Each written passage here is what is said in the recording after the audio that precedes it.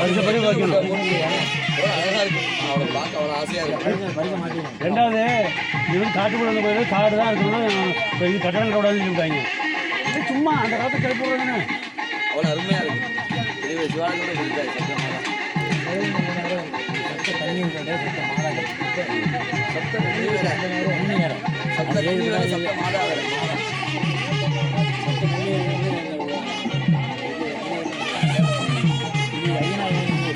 சிவன் தான் மனைவி தான் போடுவாங்க.